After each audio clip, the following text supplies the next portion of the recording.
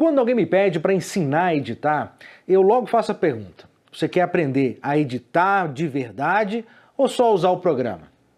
E sabe que na maioria das vezes as pessoas ficam sem resposta. Mas eu explico. Há uma grande diferença aqui, porque uma coisa é você aprender determinado programa ou aplicativo ali para juntar as imagens no modelinho pronto, colocar aquele efeitinho do momento, a musiquinha da moda.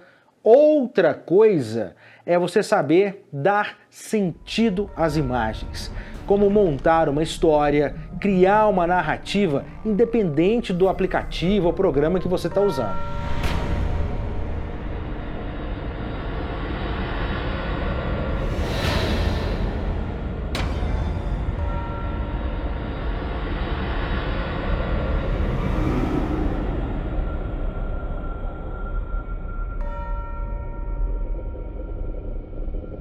Se o seu caso é só aprender a usar determinado programa, eu sinceramente sugiro que você procure aí na internet algum tutorial qualquer.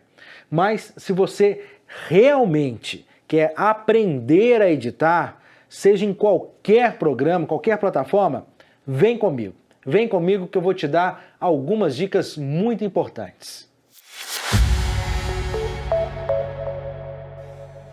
Montagem ou edição é um processo que consiste em selecionar, ordenar e ajustar os planos de um determinado produto audiovisual, a fim de alcançar um resultado desejado. Muitas vezes, a edição é referida como a arte invisível. Isso porque, quando é muito bem praticada, o espectador pode ficar tão envolvido com o que ele está vendo que ele nem percebe o trabalho do editor. Mas veja que a edição não é simplesmente unir mecanicamente partes de um filme, cortar cenas ou montar diálogos. Um editor ele deve trabalhar criativamente, com as camadas de imagem, história, diálogo, música, ritmo, bem como as performances dos atores. Tudo isso para reimaginar e até mesmo reescrever o filme para criar um todo coeso.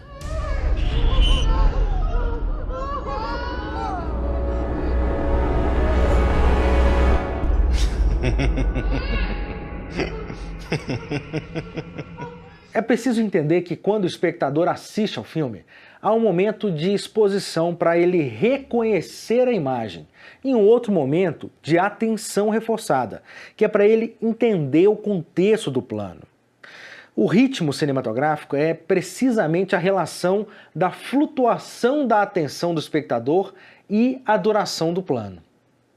Kuleshov foi um dos primeiros a teorizar sobre a montagem, lá nos anos 1920. Ele argumentava que editar um filme é como construir um prédio, tijolo a tijolo, no caso nosso, cena a cena.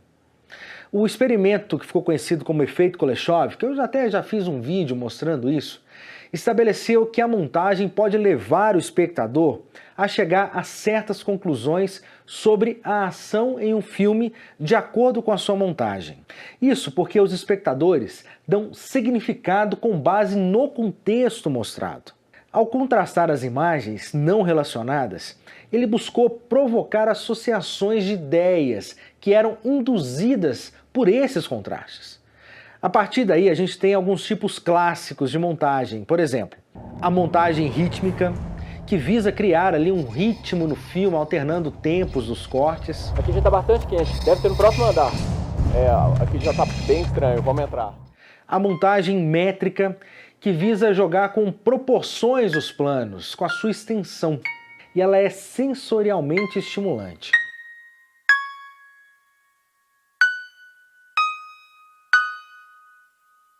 Já a montagem analógica cria uma sequência de planos que induz a conotação, que faz ligações de ideias, que faz analogias. Alguns de vocês estarão no inferno e terão que aprender duras lições, muitas vezes sozinhos e sem direito a errar. Para isso ficar bem guardado aí na sua cabeça, vamos fazer uma analogia com a música, pensando que as tomadas são como notas musicais. Imagine agora que a sua linha do tempo, do seu programa de edição favorito, é uma pauta musical. A melodia da cena é referente à dramaticidade do plano. E o ritmo é referente à temporalidade do corte. Então, de acordo com a ordem e o tempo que você coloca, vai dando sentido e intensidade para o filme. Mas para isso acontecer, é preciso pensar na forma como vamos unir as cenas. É o que chamamos de transições. Elas podem ser de várias formas. O corte seco é o mais comum, que é quando a passagem de um plano para outro ocorre sem qualquer estado intermediário. Diferente da fusão, que nada mais é do que uma sobreposição de forma gradual do corte, em que há uma pequena mistura entre um plano A e o plano B. Há também o corte de ação. Aqui, a personagem começa a ação em um plano e finaliza em outro plano. E ao assistir à montagem, a gente tem a impressão da continuidade. Tem também o corte de salto, o jump cut, que nada mais é do que um corte seco feito em um trecho de imagem do mesmo plano. Em vez de você deixar que um plano mostre tudo por completo, a ação, você faz cortes, saltando e suprimindo determinados pedaços intermediários. Isso causa um efeito de avanço no tempo, já que o corte, normalmente, ele interrompe essa impressão de continuidade. Tem também o cutaway, que acontece quando se interrompe a ação principal, inserindo uma imagem no meio dela momentaneamente, e depois retomando o fluxo da ação.